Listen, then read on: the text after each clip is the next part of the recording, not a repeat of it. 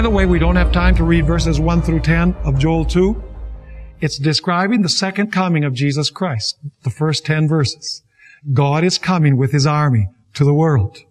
Let's begin at verse 10. The earth quakes before them. This is speaking about Jesus coming with His angels. The earth quakes before them. The heavens tremble. Read Matthew 24. There it speaks about the heavens and the earth trembling. The sun and the moon grow dark. Once again, Matthew 24. And the stars diminish their brightness. This is the second coming of Jesus. And it says, the Lord gives His voice before His army. Those are the angels. For His camp is very great. For strong is the one who executes His word. And now notice the question. For the day of the Lord is great and very terrible. Who can endure it? Is that the same question? The great day of His wrath has come. Who can endure this day when Jesus comes with His angels? There's a special preparation that has to take place. And that preparation is mentioned beginning with verse 12. By the way, here it's speaking about the Day of Atonement. We are now in the Day of Atonement, when we should be cleansing our lives from sin through the grace and power of Jesus Christ. So that when sanctuary is closed, it won't be necessary to introduce sin into the sanctuary, because on the Day of Atonement, sin is taken out of the sanctuary, primarily at the end of the Day of Atonement. Notice what it says in verse 12. Immediately after saying, who is able to stand in this day?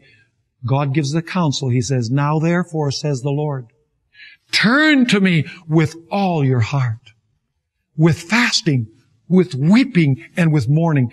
This is what happened on the Day of Atonement. You can read it in Leviticus 23.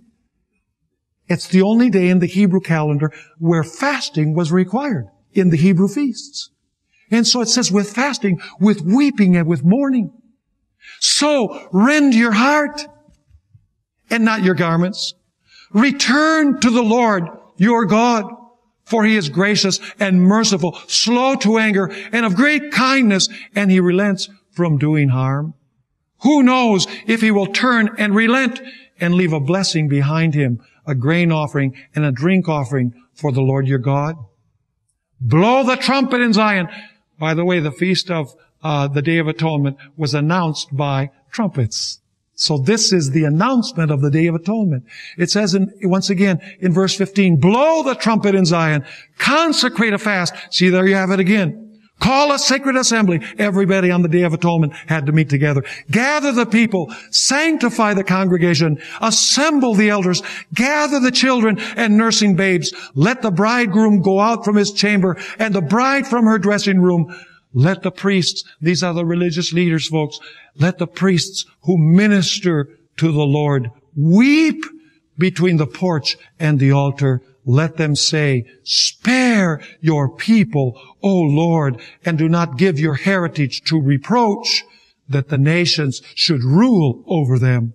Why should they say among the peoples, where is their God?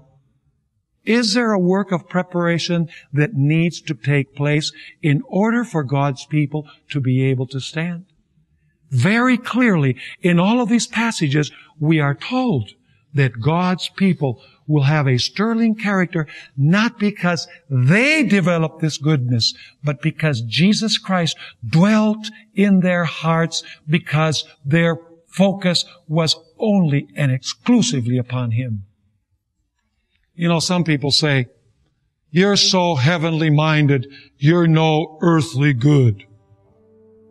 You know, but I turn that around and I say, you are so earthly minded, you are no heavenly good.